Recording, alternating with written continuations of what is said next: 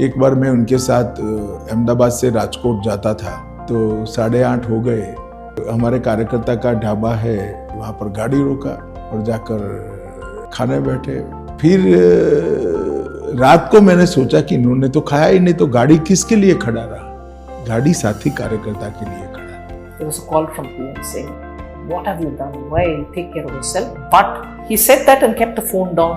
But he had sent his personal doctor, to take care of him. And said, "No, you will be sure, do all the necessary tests and check her out and see if she's all right." किस देश का प्रधानमंत्री आपकी चिंता करेगा कि आपका गला ठीक करना है? 2 नुस्खे नहीं चले तो तीसरा नुस्खा बताएगा और अगले दिन आपको टीचर भी भेजेगा। सोचिए, देश का एक प्रधानमंत्री दिन में 2-2 बार आपको फोन करता, एक परिवार के सदस्य की तरह। जिस तरीके से उन्होंने तब मेरे परिवार का ध्यान रखा जब मेरे पिता अस्पताल में थे।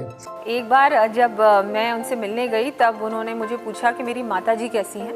तब मैंने कहा बिल्कुल ठीक। बोला नहीं, उनका शुगर कैसा है? तो क्योंकि उनको डायबिटीज़ है, तो उनको कैसे याद रहा? मुझे लगा अरे भाई इतने लोगों से मिलते हैं, कैसे उनको याद रहा कि मेरी माताजी की तबीयत थोड़ी ऐसी रहती, तो फिर भी उनको याद रहा, तो ये बहुत बड़ी बात है। उनका आपका संवाद कैसे होता है? मैंने कहा संवाद तो विधानसभा के अंदर ही होता है। तो कहा इससे काम नहीं चलेगा, आप एक काम करो, आप विपक्ष के नेता हैं, आप पूरे प्रदेश में सूचना दे करके पब्लिकली कि विपक्ष का नेता इतने बजे इस सर्किट हाउस में दिन भर लोगों की ग्रीवेंसेस को सुनेगा। लोकसभा के हाउस के अंदर कैसा आचरण करना, तो उसके एटिकेट और मैनर की एक किताब है।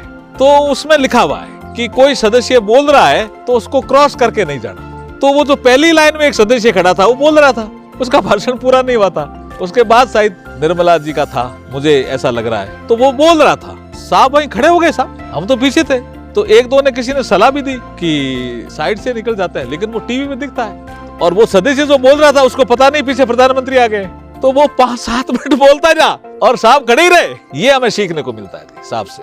मोदी जी ने जब हमें हौसला दी, मार्गदर्शन दी, तुरंत हमने तय किया कि असम के अंदर हम फल फूल औषधि, असम की बायोडाइवर्सिटी को प्रिजर्व करने के सिलसिले में, प्रमोट करने के सिलसिले में हम लोगों ने 10 करोड़ पेड़ लगाने का निर्णय किया। तो हमारे कार्यकाल में ही मोदी जी के मार्गदर्शन से, आशीर्वाद से हमें 9.5 करोड़ का पेड़ लगाया। राष्ट्रीय अभ्यास वर्ग नागपुर में लेने का तय हुआ।